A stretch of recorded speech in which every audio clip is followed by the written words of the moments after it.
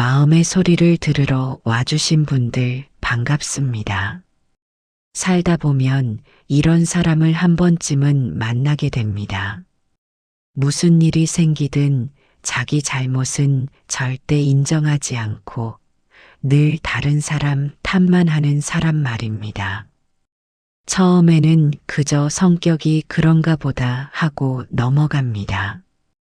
한두 번은 이해하려고 애씁니다. 그런데 시간이 지나면서 조금씩 깨닫게 됩니다. 이 사람은 정말 바뀌지 않는다는 것을 말입니다. 직장에서든 가족 안에서든 오랜 친구 사이에서든 그런 사람과 함께 있으면 마음이 점점 지쳐갑니다. 내가 뭘 잘못했나 싶어서 되돌아보게 되고 어느새 내 탓을 하고 있는 자신을 발견합니다.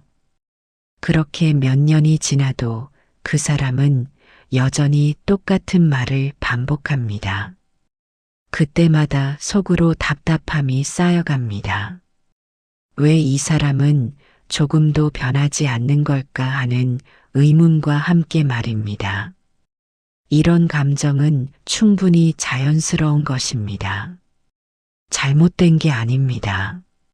누구라도 그런 상황에 오래 놓이면 지치고 혼란스러워집니다. 내가 너무 예민한 건가 싶기도 하고 내가 이해심이 부족한 건 아닐까 자책하기도 합니다. 하지만 그 감정은 당신이 아직 건강한 감각을 유지하고 있다는 증거입니다. 그런데 여기서 한 가지 중요한 사실을 짚고 넘어가야 합니다. 우리는 흔히 그런 사람을 보면서 저 사람이 문제라고 생각합니다. 저 사람만 조금 바뀌면 모든 게 해결될 거라고 기대합니다. 하지만 진실은 그 반대에 가깝습니다. 그 사람이 바뀌지 않는 이유는 단순히 성격이 나빠서도 아니고 배운 게 없어서도 아닙니다. 훨씬 더 깊은 곳에 뿌리를 둔 심리적 구조 때문입니다. 세상에는 두 종류의 사람이 있습니다. 한쪽은 무언가 잘못되었을 때 조용히 자기 몫을 돌아봅니다. 말로 표현하지 않아도 스스로 책임을 느끼고 다음번에는 어떻게 해야 할지 생각합니다. 반면 다른 쪽은 어떤 상황에서도 자기 책임을 인정하지 않습니다. 언제나 누군가의 탓으로 돌립니다. 이 두 사람의 차이는 단순히 성격의 문제가 아닙니다. 그들이 세상을 보는 방식 자체가 근본적으로 다릅니다. 전자의 사람들은 대개 조용합니다. 자기 이야기를 크게 하지 않습니다. 후자의 사람들은 목소리가 큽니다. 자기 변명에 열심입니다. 그래서 겉으로 보기에는 후자가 더 자신감 있어 보일 수도 있습니다. 하지만 시간이 지나면 알게 됩니다. 진짜 강한 사람은 전자였다는 것을 말입니다. 오늘 이 이야기를 끝까지 들으시면 한 가지 비밀을 알게 되실 겁니다. 어떤 사람은 평생 남 탓만 하면서도 절대 바뀌지 않는지 그 이유를 말입니다. 그리고 그것을 알고 나면 더 이상 그 사람 때문에 마음 상하지 않을 수 있습니다. 왜냐하면 이해하게 되니까요. 그 사람을 용서하라는 뜻이 아닙니다. 다만 그 사람의 행동이 나 때문이 아니라는 것을 명확히 알게 된다는 뜻입니다. 이 이야기는 누군가를 비난하기 위한 것이 아닙니다. 오히려 그 반대입니다. 우리 자신의 마음을 지키기 위한 용기에 관한 이야기입니다. 나이가 들수록 우리에게 필요한 건 더 많은 관계가 아니라 더 건강한 관계입니다. 그리고 건강한 관계를 유지하려면 때로는 거리를 두는 지혜가 필요합니다. 그 거리를 두기 위해서는 먼저 이해해야 합니다. 왜 그 사람은 저렇게 행동하는지를 말입니다. 그럼 이제 깊은 이야기 속으로 들어가 보겠습니다. 오늘 이야기를 듣고 조금이라도 마음에 울림이 있으셨다면 구독과 좋아요 부탁드립니다. 김정숙 씨는 환갑이 넘은 나이에도 여전히 활발하게 봉사 모임에 나가는 분이었습니다. 그 모임에는 비슷한 또래의 여성분들이 10명 정도 있었고 모두들 오랜 시간 함께해온 사이였습니다. 그런데 그중 한 분인 박순자 씨 때문에 모임 분위기가 점점 무거워지고 있었습니다. 어느 날 모임에서 다음 달 행사 준비를 논의하고 있었습니다. 박순자 씨가 맡기로 했던 물품 준비가 제대로 되지 않았다는 사실이 드러났습니다. 김정숙 씨가 조심스럽게 물었습니다. 순자 씨 지난번에 말씀하신 그 물품들은 준비 다 되셨어요? 박순자 씨의 표정이 순식간에 굳어졌습니다. 아니 그게 말이야. 내가 전화했는데 그쪽에서 연락을 안 준 거야. 나는 분명히 연락했다고. 근데 요새 젊은 사람들이 일을 너무 대충대충 하니까 이런 일이 생기는 거지. 모임의 총무였던 이영희 씨가 말했습니다. 그래도 확인 전화라도 다시 해보시지 그랬어요. 행사가 코앞인데. 박순자 씨의 목소리가 높아졌습니다. 확인 전화? 내가 얼마나 바쁜지 알아? 집안일도 해야 하고 손주들도 봐야 하는데. 당신들은 한가해서 좋겠네. 나만 이것저것 떠맡아서 하고. 사실 박순자 씨가 맡은 일은 다른 사람들에 비해 적은 편이었습니다. 그리고 그날도 다른 분들이 각자 준비해 온 것들이 훨씬 많았습니다. 하지만 박순자 씨는 끝까지 자기 잘못을 인정하지 않았습니다. 오히려 화를 내며 자리를 박차고 나가버렸습니다. 김정숙 씨는 한숨을 쉬었습니다. 이런 일이 한두 번이 아니었기 때문입니다. 지난 10년 동안 박순자 씨와 함께 활동하면서 단 한 번도 그분이 자기 잘못을 인정하는 걸 본 적이 없었습니다.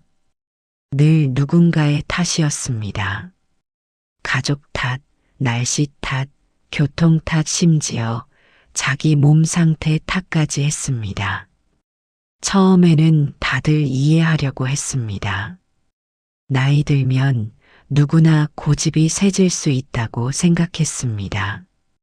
하지만 시간이 지나면서 깨달았습니다. 이건 나이 문제가 아니라는 것을 말입니다. 박순자 씨는 젊었을 때부터 아마 그랬을 거라는 생각이 들었습니다. 이런 사람들의 심리를 이해하기 위해 심리학자들이 흥미로운 실험을 했습니다. 미국의 심리학자 캐럴 드웩은 수십 년간 사람들의 사고방식을 연구했습니다. 그는 사람들을 크게 두 가지 마음가짐으로 나눌 수 있다고 했습니다. 하나는 성장 마음가짐이고 다른 하나는 고정 마음가짐입니다. 고정 마음가짐을 가진 사람들은 자신의 능력과 성격이 태어날 때부터 정해져 있다고 믿습니다. 그래서 실수나 실패를 자기 정체성에 대한 위협으로 받아들입니다. 만약 자기가 뭔가 잘못했다는 걸 인정하면 자기 자체가 무능하거나 나쁜 사람이라는 뜻이 되어버린다고 생각합니다. 그래서 어떻게든 자기 잘못을 부인하려고 합니다. 드웩 교수는 아이들에게 어려운 퍼즐을 주고 관찰했습니다.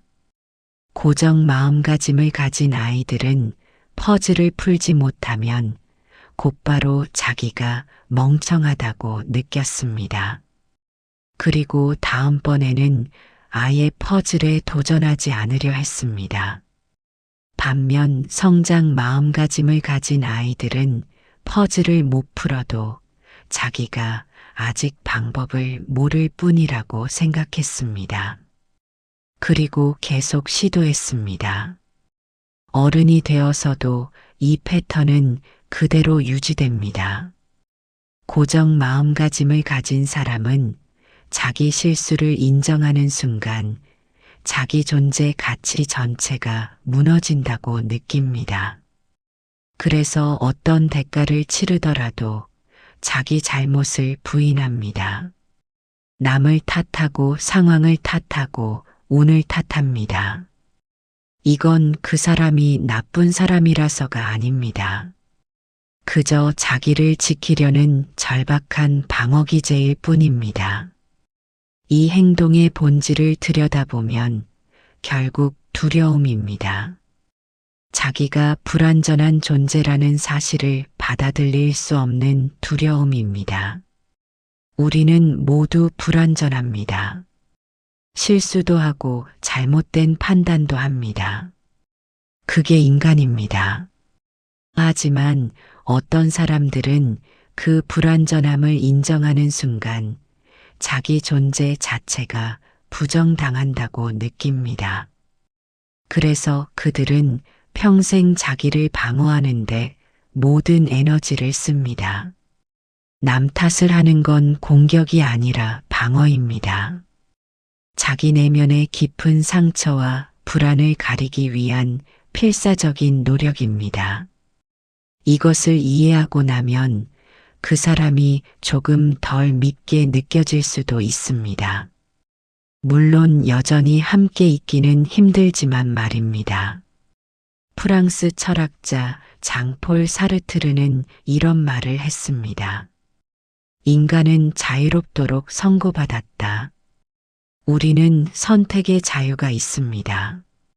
하지만 그 자유가 때로는 너무 무거운 짐이 됩니다. 왜냐하면 선택의 자유는 책임의 자유이기도 하기 때문입니다. 내가 선택했다면 그 결과도 내가 책임져야 합니다. 남 탓만 하는 사람들은 사실 이 자유로부터 도망치고 있는 것입니다. 자유는 곧 책임을 의미하고 책임은 곧 자기 불완전함을 인정하는 것을 의미합니다. 그래서 그들은 끊임없이 상황의 희생자가 되려고 합니다. 희생자가 되면 책임을 지지 않아도 되니까요. 자유롭지 않은 척하면 자유의 무게를 내려놓을 수 있으니까요. 하지만 이런 삶의 방식은 결국 그 사람 자신을 가장 많이 아프게 합니다. 진짜 자유를 경험하지 못하고 진짜 성장도 경험하지 못한 채 평생을 살게 되니까요. 그래서 우리가 그런 사람을 볼 때 느껴야 할 감정은 분노보다는 안타까움에 가깝습니다. 동시에 우리 자신을 지키기 위해 거리를 두는 것도 필요합니다. 그 사람의 불행한 패턴에 우리까지 휘말릴 필요는 없으니까요. 또 다른 이야기를 해보겠습니다. 최동식 씨는 은퇴 후 작은 식당을 운영하고 있었습니다. 처음에는 아내와 둘이서 시작했지만 손님이 늘면서 직원을 한 명 더 뽑았습니다. 그런데 문제는 함께 일하던 동업자 한명수 씨였습니다. 한명수 씨는 최동식 씨의 오랜 친구였습니다. 군대 동기로 만나 평생 가깝게 지냈고 은퇴 후 함께 사업을 시작한 것이었습니다. 처음 몇 달은 괜찮았습니다. 그런데 시간이 지나면서 한명수 씨의 태도가 조금씩 달라졌습니다. 어느 날 식당 냉장고가 고장났습니다. 한명수 씨가 관리하기로 되어 있던 부분이었습니다. 최동식 씨가 물었습니다. 명수야, 냉장고 온도 체크는 하고 있었어? 한명수 씨가 화를 냈습니다. 야, 이게 내 잘못이야? 냉장고가 워낙 오래된 거잖아. 처음부터 내가 좋은 걸로 사야 했어. 내가 뭐 냉장고 전문가야? 나보고 어쩌라고. 최동식 씨는 당황했습니다. 냉장고는 개업할 때 둘이 함께 고른 것이었고, 그때는 한명수 씨도 괜찮다고 했었습니다. 게다가 온도 체크는 그냥 매일 확인만 하면 되는 간단한 일이었습니다. 며칠 후에는 식자재 주문에 문제가 생겼습니다. 한명수 씨가 주문량을 잘못 적어서 필요한 것보다 훨씬 적게 들어온 것이었습니다. 최동식 씨가 조심스럽게 말했습니다. 명수야, 이거 주문서 다시 한번 확인하고 넣어야 할 것 같아. 한명수 씨가 버럭 소리를 질렀습니다. 확인? 내가 지금 한두 가지 일을 하냐? 나는 요리도 하고 청소도 하고 손님도 받는다고. 너는 편하게 계산대에만 앉아 있으면서 나한테만 뭐라고 하네. 진짜 같이 일하기 힘들다. 최동식 씨는 할 말을 잃었습니다. 사실 자기가 하는 일이 훨씬 많았습니다. 새벽부터 나와서 장을 보고 재료 손질도 하고 회계 정리에 직원 관리까지 했습니다. 한명수 씨는 정해진 시간에만 와서 정해진 일만 했습니다. 그런데도 늘 자기가 더 많이 한다고 불평했습니다. 결정적인 사건은 한 달 후에 일어났습니다. 한명수 씨가 손님과 언쟁을 벌인 것입니다. 손님이 음식이 좀 짜다고 했는데 한명수 씨가 발끈했습니다. 짜다니요? 얼마나 정성스럽게 만든 음식인데. 손님 입맛이 이상한 거 아니에요? 손님이 기분 나빠서 나가버렸고 나중에 인터넷에 악평을 남겼습니다. 최동식 씨가 한명수 씨에게 말했습니다. 명수야, 아무리 그래도 손님한테 그렇게 말하면 안 되지. 한명수 씨가 펄쩍 뛰었습니다. 그럼 나보고 어쩌라고? 손님이 먼저 기분 나쁘게 말했잖아. 내가 그동안 얼마나 참았는데. 너는 맨날 손님 편만 들고. 우리가 동업자가 맞아? 최동식 씨는 그날 밤 잠을 이루지 못했습니다. 오랜 친구였지만 더 이상 함께 일할 수 없다는 생각이 들었습니다.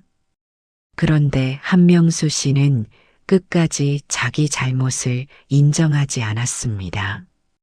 오히려 최동식 씨가 자기를 이해하지 못한다며 서운해했습니다. 이런 상황을 심리학에서는 귀인 이론으로 설명합니다. 귀인이란 어떤 사건의 원인을 어디에 돌리느냐 하는 것입니다. 심리학자 버나드 와이너는 사람들이 성공과 실패의 원인을 어떻게 해석하는지 연구했습니다. 건강한 귀인 방식을 가진 사람은 성공했을 때는 자기 노력을 인정하지만 실패했을 때는 자기 부족함을 돌아봅니다. 이런 사람들은 실패를 배움의 기회로 삼습니다. 반면 문제가 있는 귀인 방식을 가진 사람은 정반대입니다. 성공하면 자기 덕분이지만 실패하면 남 탓입니다. 더 흥미로운 건 이 패턴이 거의 자동적으로 일어난다는 것입니다.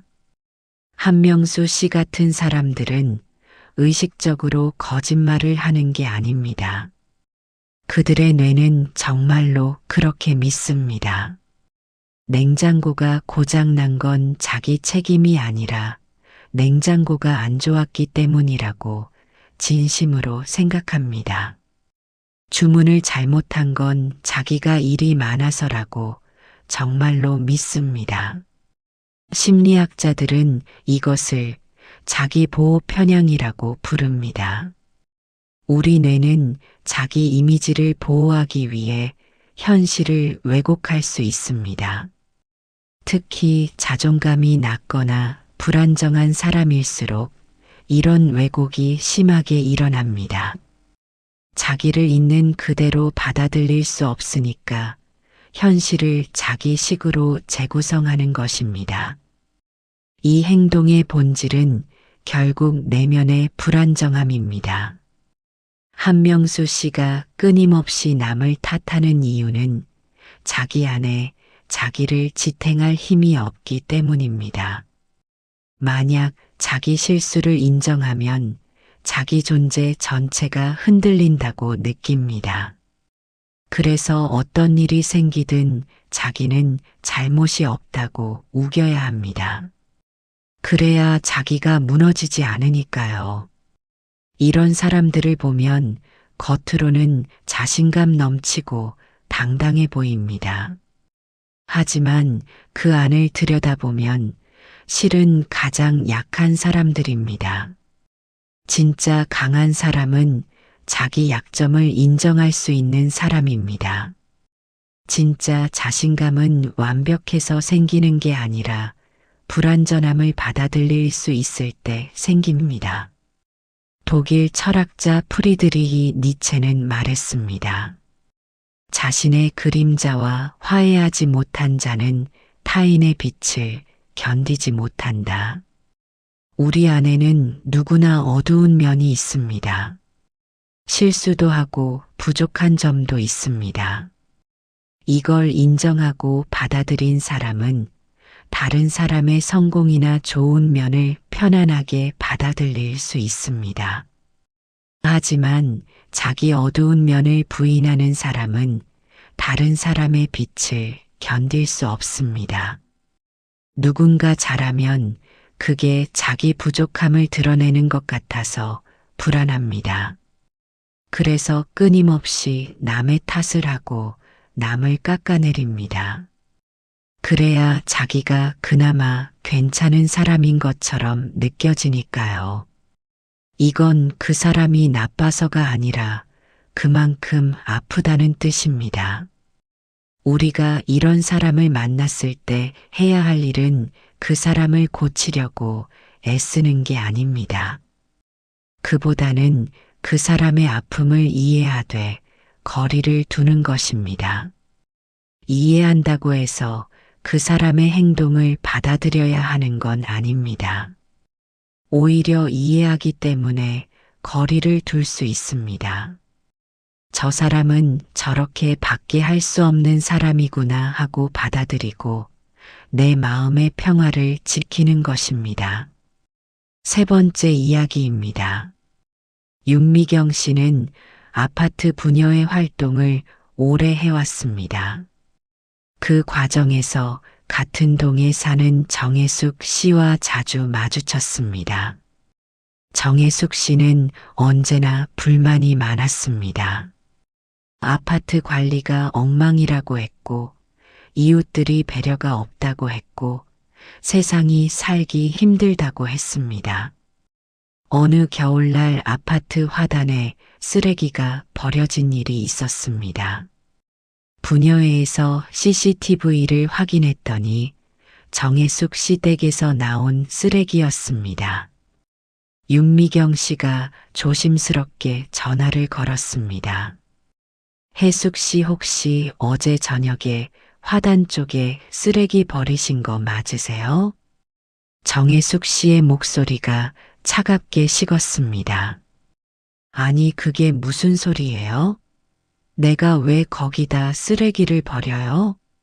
CCTV가 잘못 나온 거 아니에요? 윤미경 씨가 난처해하며 말했습니다. 그게 영상이 꽤 선명해서요. 그리고 쓰레기 봉투에 해숙 씨 댁 호수가 적혀 있었어요. 정혜숙 씨가 발끈했습니다. 그건 우리 집 아줌마가 잘못한 거예요.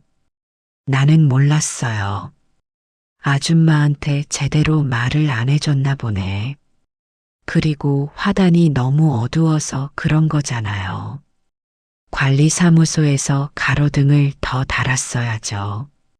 이게 다 관리가 안 되니까 이런 일이 생기는 거예요. 윤미경 씨는 한숨이 나왔습니다. 문제는 도우미분 탓도 아니고 가로등 탓도 아니었습니다. 그냥 정해진 장소에 쓰레기를 버리면 되는 간단한 일이었습니다. 하지만 정혜숙 씨는 끝까지 자기 책임을 인정하지 않았습니다.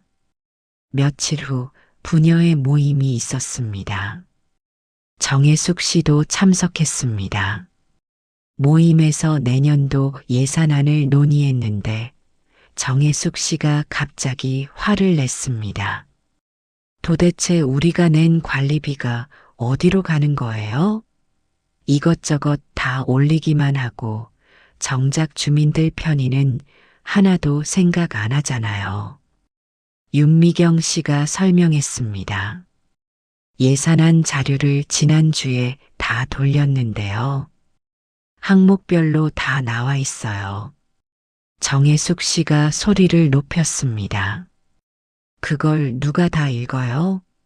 너무 복잡하게 만들어 놓으니까 이해가 안 되는 거잖아요. 좀 쉽게 만들 생각은 안 하고. 사실 예산안은 아주 간단하게 정리되어 있었습니다.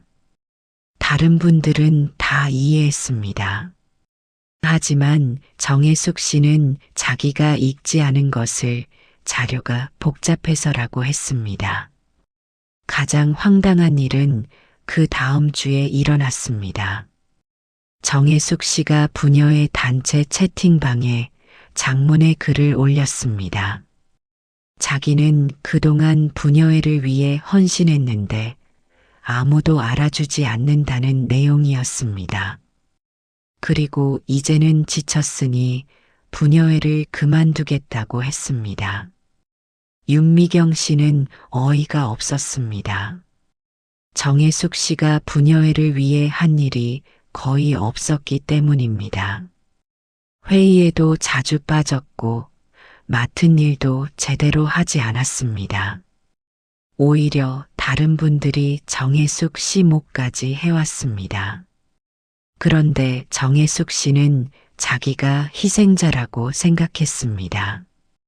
이런 현상을 심리학에서는 자기중심적 편향이라고 합니다. 미국 심리학자 마이클 로스와 피오레 시콜리가 연구한 내용입니다. 그들은 부부들을 대상으로 집안일을 누가 얼마나 하는지 물어봤습니다. 흥미롭게도 남편과 아내가 각자 자기가 한 일의 비율을 더하면 100%가 훨씬 넘었습니다. 남편은 자기가 60%를 한다고 생각했고 아내도 자기가 60%를 한다고 생각했습니다. 둘 다 거짓말을 하는 게 아니었습니다. 정말로 그렇게 믿었습니다. 왜냐하면 우리는 자기가 한 일은 생생하게 기억하지만 다른 사람이 한 일은 잘 보지 못하기 때문입니다. 정혜숙 씨 같은 사람들은 이 편향이 극단적으로 나타난 경우입니다. 자기가 한 작은 일은 크게 부풀려서 기억하고 다른 사람들이 한 큰 일은 거의 인식하지 못합니다. 그래서 늘 자기만 손해본다고 느낍니다. 자기만 희생한다고 생각합니다. 더 심각한 문제는 이들이 다른 사람의 노고를 인정하지 않는다는 것입니다. 설령 눈앞에서 누군가 애쓰는 모습을 봐도 그게 자기 기억에 제대로 남지 않습니다. 뇌가 자동으로 걸러내버립니다. 왜냐하면 다른 사람이 잘한 걸 인정하면 상대적으로 자기가 부족해 보이니까요. 그래서 무의식적으로 다른 사람의 기여는 축소하고 자기 기여는 확대합니다. 이 행동의 본질은 극도로 왜곡된 자기 이미지입니다. 정혜숙 씨는 자기가 정말로 많이 기여했다고 믿습니다. 그리고 그 믿음이 현실과 맞지 않을 때 현실을 탓합니다. 다른 사람들이 자기를 몰라준다고 생각합니다. 이건 나르시시즘의 한 형태이기도 합니다. 자기를 객관적으로 보지 못하고 과대평가하는 것입니다. 하지만 역설적이게도 이런 사람들의 내면에는 깊은 열등감이 숨어 있습니다. 진짜 자기 가치를 확신하는 사람은 다른 사람의 인정에 목매지 않습니다. 자기가 한 일을 크게 자랑할 필요도 없습니다. 하지만 내면이 공허한 사람은 끊임없이 외부의 인정을 갈구합니다. 그리고 그 인정을 받지 못하면 세상을 탓합니다. 프랑스 작가 프랑수아 드 라로슈프코는 이렇게 말했습니다. 우리는 다른 사람의 결점보다 우리 자신의 장점에 대해 더 자주 불평한다. 사람들은 자기가 가진 좋은 점을 남들이 알아주지 않는다고 불평합니다. 하지만 정작 다른 사람의 결점은 아주 잘 봅니다. 정혜숙 씨 같은 사람들이 바로 그렇습니다. 자기는 이렇게 좋은데 왜 아무도 몰라주느냐고 합니다. 하지만 다른 사람들의 노력과 수고는 전혀 보지 못합니다. 오직 자기 시선으로만 세상을 봅니다. 그래서 늘 억울하고 서운합니다. 이 억울함과 서운함이 쌓이고 쌓여서 분노가 됩니다. 그리고 그 분노를 남 탓이라는 형태로 표출합니다. 이런 사람과 함께 있으면 우리도 지칩니다. 아무리 잘해줘도 인정받지 못한다는 느낌이 듭니다. 오히려 더 많이 요구받습니다. 그래서 어느 순간 관계를 정리해야 할 때가 옵니다. 그때 우리는 죄책감을 느낄 필요가 없습니다. 저 사람은 누구와 있어도 똑같을 것이기 때문입니다.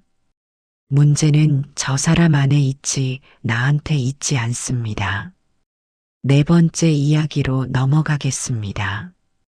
강태호 씨는 정년퇴직 후 취미 생활로 등산을 시작했습니다. 동네 등산 모임에 가입했고 거기서 비슷한 나이대의 남성분들을 만났습니다.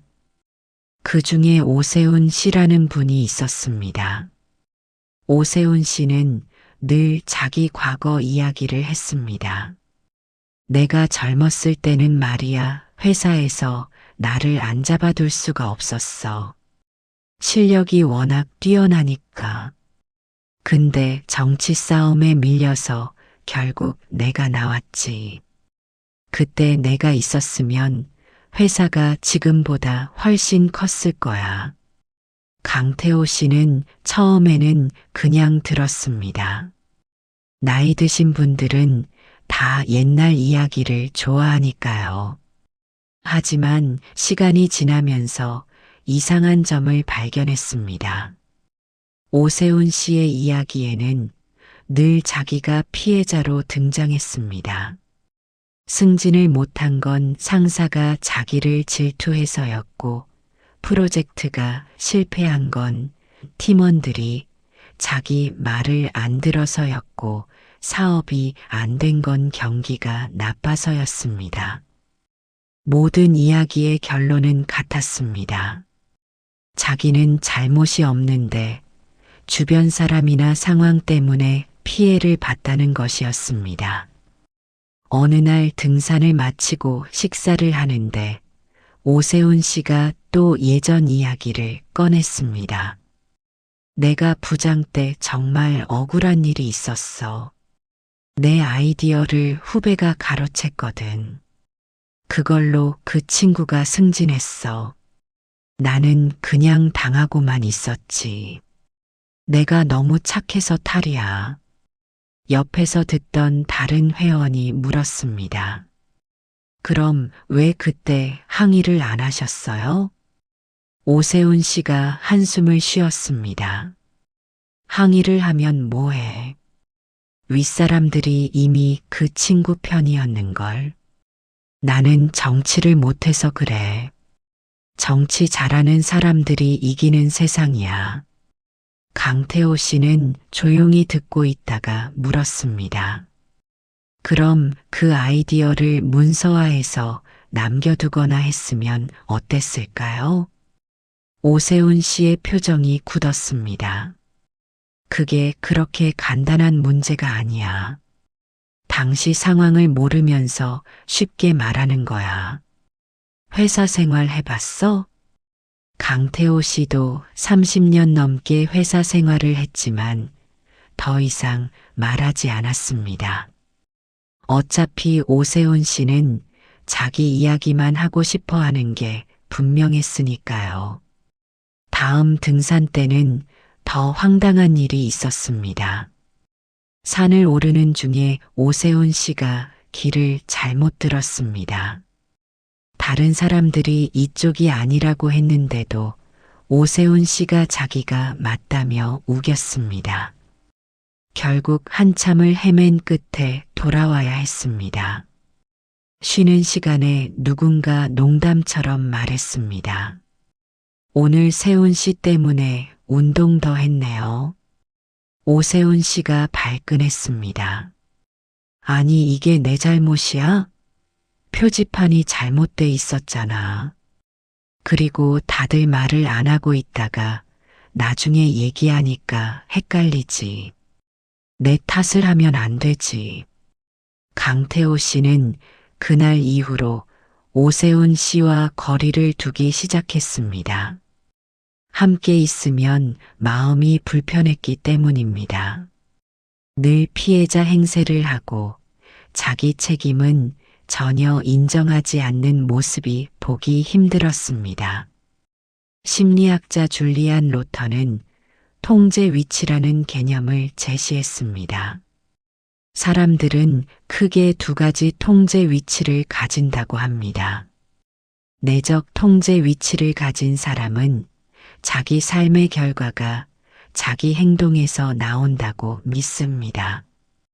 반면 외적 통제 위치를 가진 사람은 자기 삶의 결과가 운이나 다른 사람에 의해 결정된다고 믿습니다. 로터의 연구에 따르면 외적 통제 위치를 가진 사람들은 내적 통제 위치를 가진 사람들보다 우울증과 불안증에 걸릴 확률이 높았습니다. 왜냐하면 자기 인생을 스스로 통제할 수 없다고 믿으니까요. 모든 게 외부 요인에 달렸다고 생각하니 무력감을 느낍니다. 오세훈 씨 같은 사람들이 바로 극단적인 외적 통제 위치를 가진 경우입니다. 좋은 일이 생기면 그건 원래 자기가 받을 자격이 있어서이고 나쁜 일이 생기면 그건 외부 탓입니다. 자기 행동과 결과 사이의 연결고리를 전혀 보지 못합니다. 아니 보려고 하지 않습니다. 이렇게 되면 평생 같은 실수를 반복합니다. 왜냐하면 실수로부터 배우지 못하니까요. 실수를 자기 탓으로 돌리지 않으면 다음에 뭘 고쳐야 할지 알 수가 없습니다. 그래서 이런 사람들의 인생 패턴을 보면 비슷한 문제가 계속 반복됩니다. 직장을 옮겨도 비슷한 이유로 문제가 생기고 관계를 바꿔도 비슷한 갈등이 생깁니다. 이 행동의 본질은 자기 삶에 대한 책임을 포기한 것입니다. 책임을 지지 않으면 편할 것 같지만 실은 그 반대입니다. 책임을 포기하는 순간 우리는 자기 인생의 주인이 아니라 희생자가 됩니다. 희생자로 사는 건 편한 게 아니라 가장 고통스러운 삶입니다. 왜냐하면 아무것도 바꿀 수 없으니까요. 영국 철학자 버트런드 러셀은 이렇게 말했습니다. 많은 사람들이 불행한 이유는 그들이 불행해지기로 선택했기 때문이다. 물론 불행을 의식적으로 선택하는 사람은 없습니다. 하지만 무의식적으로는 선택합니다. 피해자 역할을 선택하고 남 탓을 선택하고 변화를 거부하는 것을 선택합니다. 오세훈 씨는 자기가 불행하다고 느낍니다. 세상이 자기를 공정하게 대하지 않았다고 생각합니다. 하지만 실은 오세훈 씨 자신이 그 불행을 선택한 것입니다. 자기 실수를 인정하지 않고 남 탓만 하는 것을 선택했고 그 결과 아무것도 배우지 못하고 똑같은 삶을 반복하는 것을 선택한 것입니다. 우리가 이런 사람을 만났을 때 해야 할 일은 그 사람을 설득하려는 게 아닙니다. 아무리 설득해도 소용없습니다. 그들은 자기 방식이 틀렸다는 걸 절대 인정하지 않으니까요. 대신 우리는 그 사람의 이야기를 듣되 거기에 휘말리지 않으면 됩니다. 그 사람의 피해자 의식에 동조하지 않으면 됩니다. 그리고 필요하다면 조용히 거리를 두면 됩니다. 5번째 이야기입니다. 이경희 씨는 동네 도서관에서 독서 모임을 이끌고 있었습니다. 원래 모임이었는데 참여하는 분들이 대부분 50대 이상이었습니다. 그 중에 김영란 씨라는 분이 있었습니다. 김영란 씨는 처음 모임에 왔을 때부터 유난히 말이 많았습니다. 어느 날 모임에서 한 책에 대해 이야기를 나누고 있었습니다. 각자 느낀 점을 돌아가며 이야기하는 시간이었습니다. 김영란 씨 차례가 되자 그는 책 이야기는 하지 않고 자기 이야기만 했습니다. 이 책을 읽으면서 내 인생이 생각났어요. 나는 정말 열심히 살았는데 주변 사람들이 다 날 실망시켰어요. 남편은 나를 이해 못하고 자식들은 날 힘들게만 하고 친구들도 마찬가지예요. 나한테 필요할 때만 연락하지 정작 내가 힘들 때는 아무도 없어요. 이경희 씨가 부드럽게 말했습니다. 그러셨군요. 그런데 오늘 읽은 책 내용 중에 영란 씨 마음에 와닿은 부분이 있으셨나요? 김영란 씨가 약간 짜증 섞인 목소리로 대답했습니다. 그러니까 그 얘기를 하는 거잖아요. 책에 나온 주인공처럼 나도 늘 주변 사람들한테 상처만 받았다고요. 근데 아무도 내 편이 없어요. 다음 모임 때도 비슷했습니다. 김영란 씨는 늘 자기가 얼마나 힘든지, 얼마나 주변 사람들이 자기를 못 살게 구는지만 이야기했습니다. 다른 사람들이 의견을 말하면 그것마저 자기 이야기로 돌렸습니다. 한 번은 다른 회원이 자기 손주 이야기를 했습니다. 손주가 대학에 합격해서 기쁘다는 내용이었습니다. 김영란 씨가 끼어들었습니다. 좋으시겠어요. 우리 손주는 공부를 안 해요. 며느리가 교육을 잘못 시켜서 그래요. 내가 봐줄 때는 그래도 괜찮았는데 며느리가 교육시키자마자 애가 망가졌어요. 내 말 좀 들었으면 얼마나 좋아요. 이경희 씨는 난처했습니다. 다른 회원의 기쁜 소식을 듣는 자리가 김영란 씨의 불평을 듣는 자리로 바뀌어 버렸으니까요. 게다가 김영란 씨는 자기 이야기를 하면서도 늘 남 탓을 했습니다. 손주가 공부를 안 하는 것도 며느리 탓이고 자기 인생이 힘든 것도 남편과 자식들 탓이었습니다.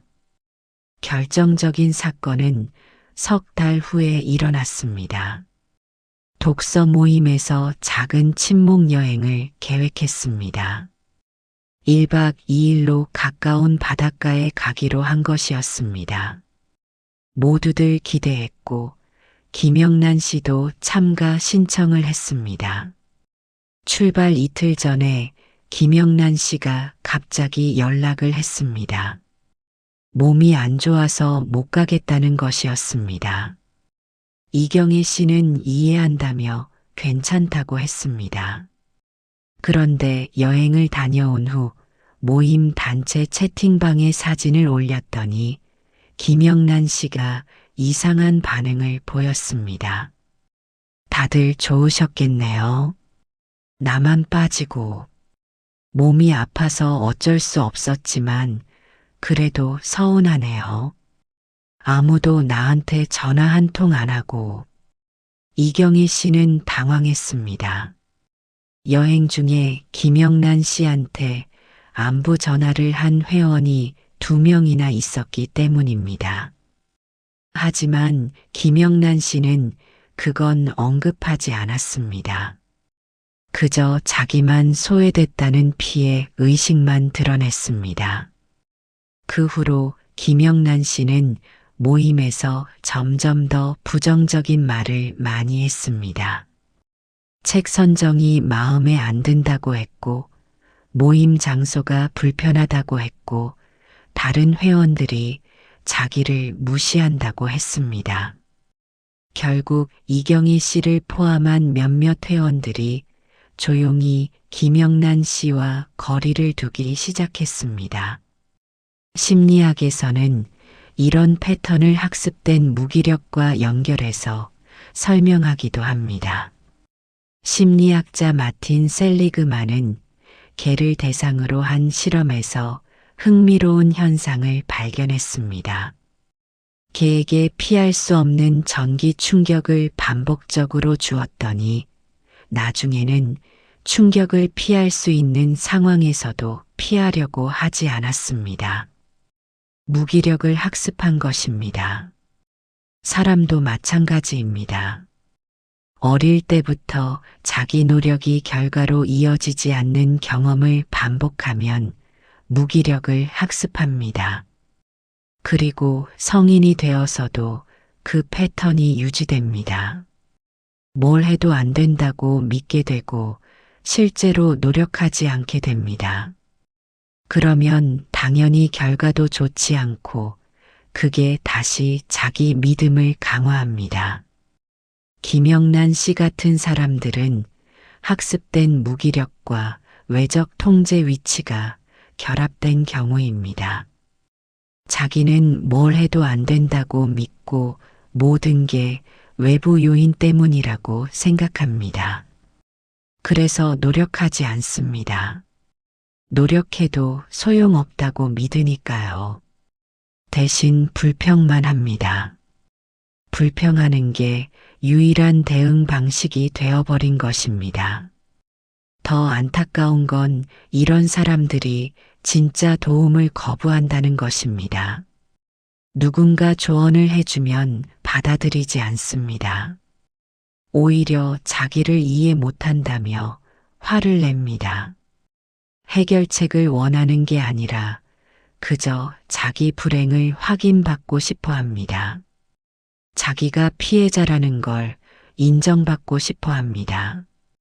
이 행동의 본질은 정체성의 문제입니다. 김영란 씨에게 피해자 역할은 단순한 상황이 아니라 정체성이 되어버렸습니다. 나는 불행한 사람이라는 게 자기 정체성의 핵심입니다. 그래서 만약 상황이 좋아지면 오히려 불안해합니다. 자기 정체성이 흔들리니까요. 그래서 이런 사람들은 무의식적으로 불행한 상황을 만들어냅니다. 좋은 일이 생기면 그것마저 부정적으로 해석합니다. 왜냐하면 행복해지면 자기가 누군지 모르게 되니까요. 불행이 자기를 정의하는 방식이 되어버린 것입니다. 독일 철학자 아르투르 쇼펜하우어는 말했습니다. 인간은 자기가 원하는 것을 할 수 있지만 자기가 원하는 것을 원할 수는 없다. 사람들은 의식적으로는 행복을 원한다고 말합니다. 하지만 무의식적으로는 익숙한 불행을 원할 수도 있습니다. 왜냐하면 그게 더 편하니까요. 김영란 씨는 의식적으로는 행복해지고 싶어 합니다. 사람들이 자기를 이해해 주기를 바랍니다. 하지만 무의식적으로는 피해자로 남고 싶어 합니다. 왜냐하면 그게 자기가 아는 유일한 방식이니까요. 변화는 두렵습니다. 설령 그 변화가 좋은 방향이라 해도 말입니다. 그래서 평생 같은 패턴을 반복합니다. 우리가 이런 사람을 만났을 때 해야 할 일은 구원자가 되려고 하지 않는 것입니다. 아무리 도와주려 해도 그 사람은 변하지 않습니다. 변하고 싶지 않으니까요. 대신 우리는 경계를 분명히 하면 됩니다. 그 사람의 불행에 끌려 들어가지 않으면 됩니다. 동정은 할 수 있지만 책임질 필요는 없습니다. 지금까지 남 탓만 하는 사람이 절대 바뀌지 않는 5가지 이유를 살펴봤습니다. 고정 마음가짐 때문에 실수를 인정하지 못하고 자기 보호 편향 때문에 현실을 왜곡하고 자기 중심적 편향 때문에 자기 기여만 과대평가하고 외적 통제 위치 때문에 모든 걸 외부 탓으로 돌리고 학습된 무기력 때문에 피해자 정체성에 매달립니다. 이제는 조금 다른 이야기를 해보려 합니다. 우리 자신이 남 탓에 빠지지 않기 위해 삶에서 취할 수 있는 태도에 관한 이야기입니다. 홍성규 씨는 70이 넘은 나이에도 여전히 활기차게 살아가는 분이었습니다. 그에게는 특별한 습관이 하나 있었습니다. 매일 저녁 잠들기 전에 오늘 하루를 되돌아보는 시간을 갖는 것이었습니다. 그저 멍하니 생각하는 게 아니라 공책에 적었습니다. 오늘 잘한 일 3가지와 아쉬운 일 3가지를 적었습니다. 잘한 일을 적을 때는 구체적으로 어떤 행동이 좋은 결과를 가져왔는지 생각했습니다. 아쉬운 일을 적을 때는 다음에 어떻게 하면 더 나아질지 생각했습니다. 어느 날 홍성규 씨는 오랜 친구와 약속이 있었습니다.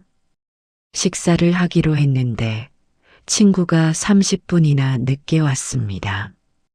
연락도 없이 그냥 늦게 온 것이었습니다. 홍성규 씨는 순간 화가 났습니다. 하지만 화를 내지 않고 조용히 물었습니다. 무슨 일 있었어? 친구가 미안하다는 말도 없이 대답했습니다. 길이 막혀서 요즘 교통이 왜 이렇게 안 좋은지 모르겠어. 홍성규 씨는 더 이상 말하지 않았습니다. 식사를 마치고 헤어진 후 집에 돌아와서 공책을 펼쳤습니다. 그리고 오늘 아쉬운 일 중 하나로 이렇게 적었습니다. 친구가 늦었을 때 기분이 상했지만 내 감정을 솔직하게 표현하지 못했다. 다음에는 상대방을 비난하지 않으면서도 내 느낌을 전할 수 있는 방법을 찾아보자. 이것이 홍성규 씨의 방식이었습니다. 남을 탓하기보다 자기가 할 수 있는 일에 집중했습니다. 친구가 늦은 건 친구의 선택이지만 그 상황에서 자기가 어떻게 반응할지는 자기 선택이라고 생각했습니다. 다음 주에 또 그 친구를 만날 일이 있었습니다. 홍성규 씨가 조용히 말했습니다. 지난번에 내가 늦었을 때 내가 좀 서운했어. 미리 연락이라도 해줬으면 좋았을 것 같아. 친구가 조금 놀란 표정을 지었습니다. 그리고 잠시 후 말했습니다. 미안해. 생각이 짧았네. 다음부터는 늦으면 미리 연락할게. 홍성규 씨는 그렇게 작은 것들을 하나씩 바꿔나갔습니다. 상대방을 바꾸려 하지 않고 자기 반응을 바꿨습니다. 상황을 탓하지 않고 자기가 할 수 있는 일을 찾았습니다. 몇 년 전 홍성규 씨에게 큰 일이 있었습니다. 투자했던 돈을 거의 다 잃은 것이었습니다. 지인의 소개로 시작한 투자였는데 그 사람이 사기꾼이었습니다. 평생 모은 돈의 절반 가까이 날아갔습니다. 주변 사람들은 홍성규 씨가 그 사기꾼을 원망하고 소개해준 지인을 탓할 거라고 생각했습니다. 하지만 홍성규 씨는 달랐습니다. 물론 처음에는 화도 나고 억울했습니다. 하지만 며칠 후 공책을 펼치고 이렇게 적었습니다. 큰 돈을 잃었다. 너무 쉽게 믿었던 내 잘못이다. 욕심도 있었다. 다음에는 투자하기 전에 더 꼼꼼히 알아보고 전문가 의견도 들어야겠다. 그리고 한 곳에 너무 많은 돈을 넣지 말아야겠다. 그는 사기꾼을 법적으로 고소했습니다. 하지만 그와 별개로 자기 책임도 인정했습니다. 남을 탓하는데 에너지를 쓰지 않았습니다. 대신 이 경험에서 무엇을 배울 수 있을지 생각했습니다. 심리학자 엘버트 반두라는 자기 효능감이라는 개념을 제시했습니다. 자기 효능감이란 어떤 상황에서 자기가 원하는 결과를 만들어낼 수 있다는 믿음입니다. 반두라의 연구에 따르면 자기 효능감이 높은 사람들은 어려운 상황에서도 포기하지 않고 계속 노력했습니다. 흥미로운 건 자기 효능감이 실제 능력보다 더 중요할 때가 많다는 것입니다. 능력이 있어도 자기 효능감이 낮으면 시도조차 하지 않습니다. 반대로 능력이 부족해도 자기 효능감이 높으면 도전하고 배우면서 결국 성공합니다. 홍성규 씨가 가진 건 바로 이 자기 효능감이었습니다. 나쁜 일이 생겨도 자기가 뭔가 할 수 있다고 믿었습니다. 상황을 완전히 통제할 수는 없지만 자기 반응은 선택할 수 있다고 믿었습니다. 그 믿음이 그를 피해자가 아니라 주체적인 사람으로 살게 했습니다. 이 태도의 본질은 자기 삶의 주인으로 사는 것입니다. 주인은 책임을 집니다. 좋은 일이 생기면 기뻐하고 나쁜 일이 생기면 거기서 배웁니다. 남을 탓하면 순간은 편할지 몰라도 결국 자기가 희생자가 됩니다. 희생자는 힘이 없습니다. 상황을 바꿀 수 없습니다. 하지만 주인은 다릅니다. 상황이 어려워도 자기가 할 수 있는 일을 찾습니다. 비록 작은 일이라도 그것을 하면서 힘을 되찾습니다. 홍성규 씨가 매일 공책에 적은 건 바로 그런 연습이었습니다. 자기 삶의 주인으로 사는 연습이었습니다. 고대 그리스 철학자 에픽테토스는 이렇게 말했습니다. 우리를 괴롭히는 것은 일어난 일 자체가 아니라 그 일에 대한 우리의 생각이다. 같은 일이 일어나도 사람마다 반응이 다릅니다. 어떤 사람은 무너지고 어떤 사람은 거기서 배웁니다. 홍성규 씨는 투자 실패라는 사건 자체는 바꿀 수 없었습니다. 하지만 그 사건을 어떻게 해석할지는 선택할 수 있었습니다. 자기를 희생자로 볼 수도 있었고 배우는 사람으로 볼 수도 있었습니다. 그는 후자를 선택했습니다. 그 선택이 그의 남은 인생을 결정했습니다. 우리도 매일 작은 선택을 합니다.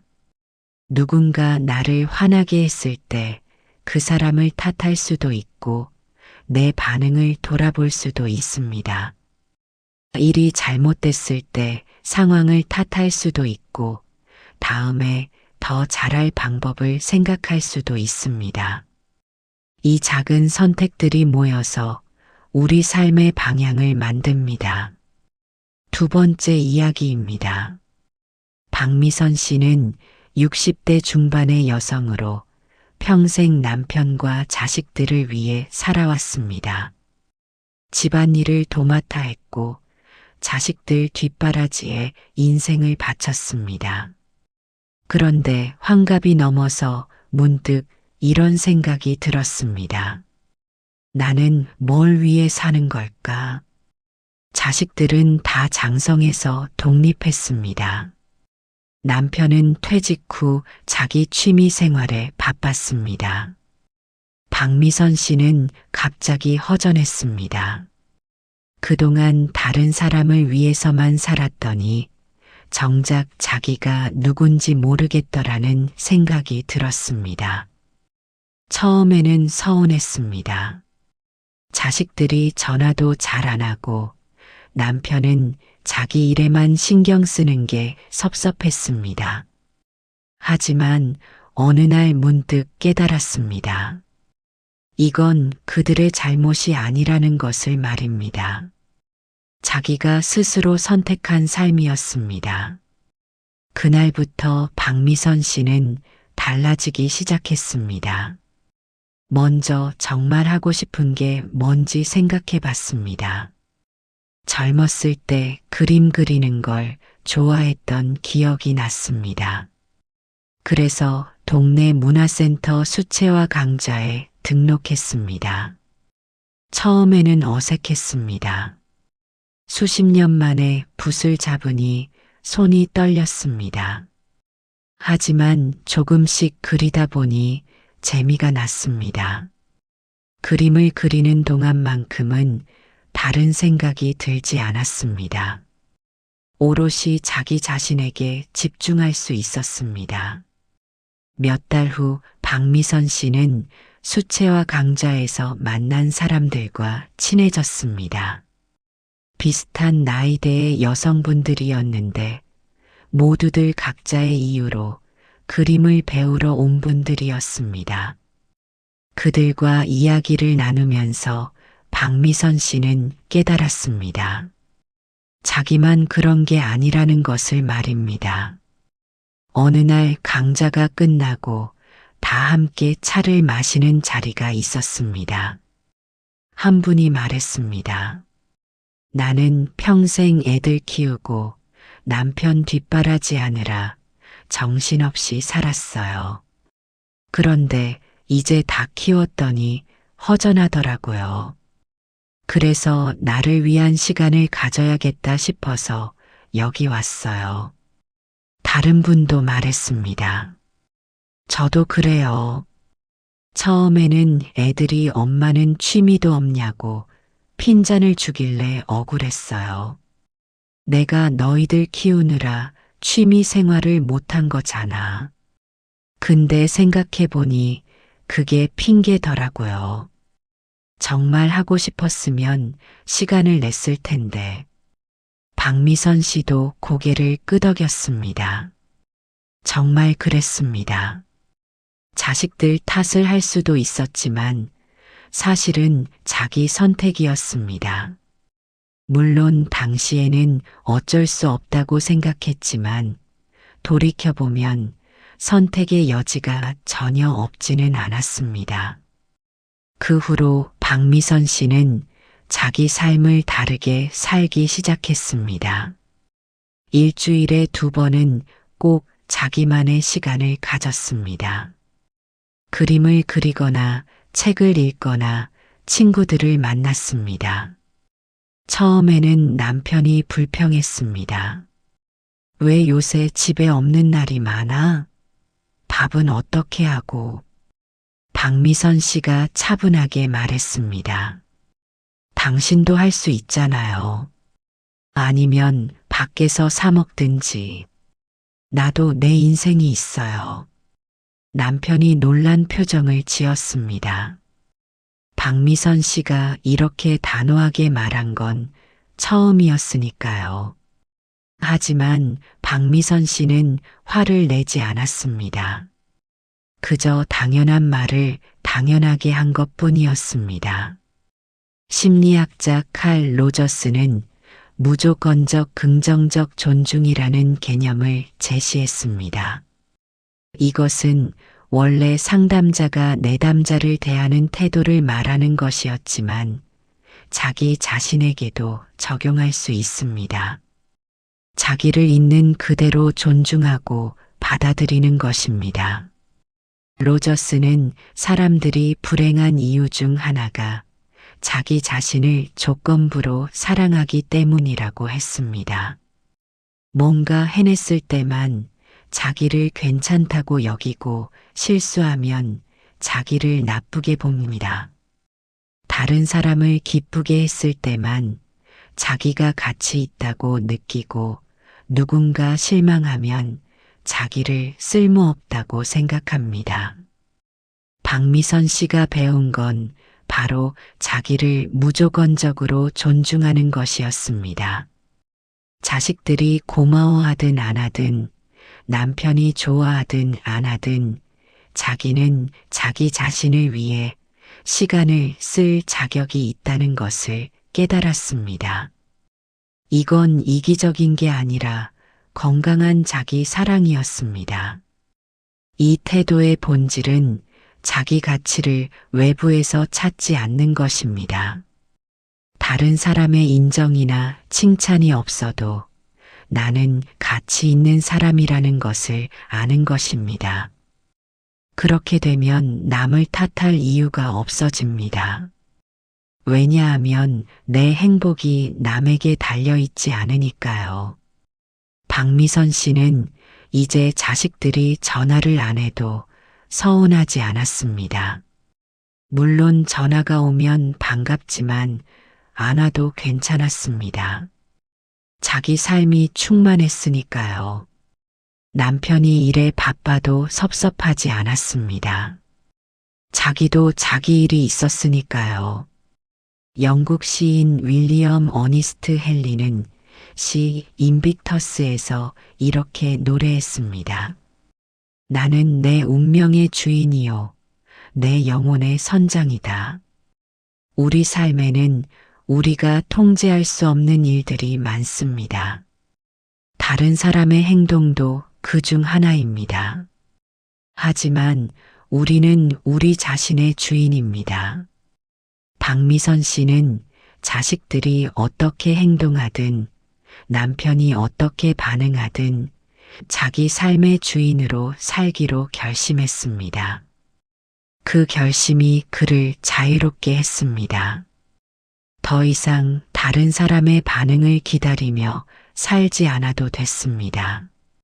자기가 원하는 삶을 자기가 만들어갈 수 있었습니다. 우리도 그럴 수 있습니다. 나이가 들수록 더욱 그래야 합니다.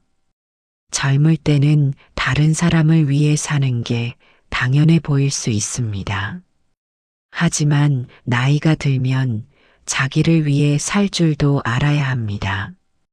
그게 이기적인 게 아니라 성숙함입니다. 자기를 사랑할 줄 아는 사람만이 진정으로 다른 사람도 사랑할 수 있으니까요. 세 번째 이야기입니다.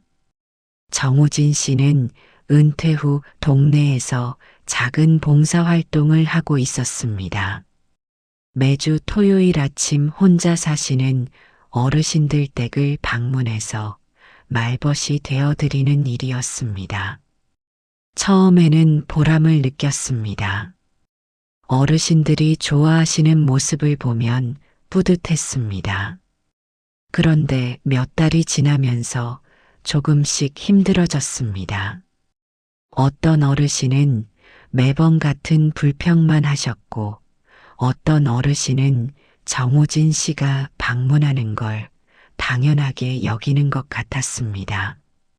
한 번은 약속 시간에 늦었더니 한 어르신이 불같이 화를 내셨습니다. 젊은 사람이 시간 약속도 제대로 못 지켜? 나를 무시하는 거야? 정우진 씨는 사과했지만 마음이 불편했습니다. 자기도 봉사하느라 시간을 내는 건데 조금 늦었다고 저렇게 화를 내시다니 싶었습니다. 하지만 아무 말도 하지 않았습니다. 어르신한테 뭐라고 할 수는 없었으니까요. 그날 저녁 정우진 씨는 아내에게 하소연했습니다. 내가 뭐 때문에 봉사를 하는지 모르겠어. 고맙다는 말은 커녕 오히려 뭐라고만 하시네. 아내가 조용히 물었습니다. 당신은 왜 봉사를 시작했어요? 정우진 씨가 대답했습니다. 어르신들이 외로워하시는 걸 돕고 싶어서지. 아내가 다시 물었습니다. 그럼 그 목적은 달성한 거 아니에요? 어르신들이 고마워하는지 안 하는지와 상관없이 당신이 시간을 내서 방문하는 거 자체가 도움이 되는 거잖아요. 정우진 씨는 아내의 말에 뭔가 깨달았습니다. 자기가 봉사를 하는 이유는 어르신들의 감사를 받기 위해서가 아니었습니다. 그분들이 조금이라도 덜 외로우시게 하기 위해서였습니다. 그런데 언제부턴가 인정받기를 기대하고 있었던 것입니다. 다음 주 토요일에 다시 그 어르신을 찾아갔습니다. 어르신은 여전히 투덜거리셨습니다. 하지만 정우진 씨는 마음이 편했습니다. 어르신이 뭐라고 하시든 자기가 할 일을 하면 됐으니까요. 어르신의 반응은 어르신의 몫이고 자기가 어떻게 할지는 자기 몫이라는 걸 받아들였습니다. 몇 주 후 정우진 씨는 봉사활동을 정리했습니다. 하지만 그만두는 이유가 달랐습니다. 어르신들이 감사하지 않아서가 아니라 자기에게 다른 방식의 봉사가 더 맞는다는 걸 알았기 때문입니다. 대신 동네 도서관에서 아이들에게 책을 읽어주는 봉사를 시작했습니다. 아이들은 정우진 씨의 이야기에 눈을 반짝이며 들었습니다. 고맙다는 말은 잘 안 했지만 그 눈빛만으로도 충분했습니다. 정우진 씨는 더 이상 감사를 기대하지 않았습니다. 그저 자기가 할 수 있는 일을 했고 그것만으로 만족했습니다. 심리학자 빅터 프랭클은 의미 치료라는 개념을 제시했습니다. 프랭클은 나치 수용소에서 살아남은 경험을 바탕으로 인간에게 가장 중요한 것은 의미라고 했습니다. 같은 끔찍한 상황에서도 삶의 의미를 찾은 사람들은 살아남았고 의미를 잃은 사람들은 포기했습니다. 프랭클에 따르면 의미는 외부에서 주어지는 게 아니라 우리가 스스로 찾는 것입니다. 같은 일을 해도 어떤 의미를 부여하느냐에 따라 경험이 완전히 달라집니다. 봉사활동도 마찬가지입니다. 인정받기 위해 하면 힘들지만 의미를 위해 하면 보람찹니다. 정우진 씨가 배운 건 자기 행동의 의미를 스스로 정하는 것이었습니다. 처음에는 어르신들의 반응에서 의미를 찾으려 했습니다. 하지만 그건 외부의 의미를 의존하는 것이었습니다. 나중에는 자기 내면에서 의미를 찾았습니다. 누군가를 돕는다는 것 자체가 의미였습니다. 이 태도의 본질은 내적 동기입니다. 외적 동기는 보상이나 인정처럼 외부에서 오는 것입니다. 내적 동기는 자기 만족이나 의미처럼 내부에서 오는 것입니다. 외적 동기에 의존하면 남을 탓하게 됩니다. 보상이 없으면 억울하고 인정받지 못하면 서운합니다. 하지만 내적 동기를 가지면 남을 탓할 이유가 없습니다. 내가 하는 일 자체가 의미 있으니까요. 다른 사람이 뭐라고 하든 상관없습니다. 내가 왜 이 일을 하는지 알고 있으니까요. 그래서 내적 동기를 가진 사람들은 오래 지속할 수 있습니다. 외부 상황에 흔들리지 않으니까요. 오스트리아 신경학자이자 정신과 의사였던 빅터 프랭클은 이렇게 말했습니다. 자극과 반응 사이에는 공간이 있다. 그 공간에서 우리는 반응을 선택할 수 있는 힘을 가지고 있다. 그리고 그 반응 속에 우리의 성장과 자유가 있다. 누군가 우리에게 상처를 주면 우리는 자동으로 반응하는 것 같습니다. 하지만 실은 그 사이에 선택의 순간이 있습니다. 화를 낼 수도 있고 이해할 수도 있습니다. 남을 탓할 수도 있고 배울 점을 찾을 수도 있습니다. 그 선택이 우리를 만듭니다. 정우진 씨는 어르신이 화를 내셨을 때 그 사이의 공간을 발견했습니다. 자동으로 억울해하거나 화내는 대신 잠시 멈추고 생각했습니다. 이 상황에서 내가 선택할 수 있는 반응은 뭘까? 그리고 가장 의미 있는 반응을 선택했습니다. 우리도 그럴 수 있습니다. 누군가 우리를 화나게 할 때 자극과 반응 사이의 공간을 기억하면 됩니다. 자동으로 반응하지 말고 잠시 멈추면 됩니다. 그리고 물어보면 됩니다. 지금 이 순간 나는 어떤 사람이 되고 싶은가? 그 질문의 답이 우리의 반응을 결정합니다. 지금까지 우리는 긴 이야기를 함께 나눴습니다. 남 탓만 하는 사람들이 왜 평생 바뀌지 않는지 그 이유를 살펴봤습니다. 그리고 우리 자신이 그런 함정에 빠지지 않기 위해 어떤 태도를 가져야 하는지도 이야기했습니다. 사람은 쉽게 바뀌지 않습니다. 특히 평생 남 탓을 하며 살아온 사람은 더욱 그렇습니다. 그들에게 남 탓은 단순한 습관이 아니라 생존 방식이고 정체성입니다. 그걸 바꾸라는 건 그 사람 전체를 부정하라는 말과 같습니다. 그래서 그들은 절대 바뀌지 않습니다. 하지만 우리는 선택할 수 있습니다. 그런 사람과 함께 있을지, 거리를 둘지 선택할 수 있습니다. 그 사람의 불평에 휘말릴지 경계를 지킬지 선택할 수 있습니다. 그 사람을 바꾸려고 애쓸지 있는 그대로 받아들일지 선택할 수 있습니다. 나이가 들수록 우리에게 중요한 건 더 많은 관계가 아니라 더 건강한 관계입니다. 에너지는 한정되어 있고 시간은 소중합니다. 우리를 지치게 하는 사람과 억지로 함께 있을 필요가 없습니다. 물론 가족처럼 거리를 둘 수 없는 관계도 있습니다. 그럴 때는 물리적 거리가 아니라 심리적 거리를 두면 됩니다.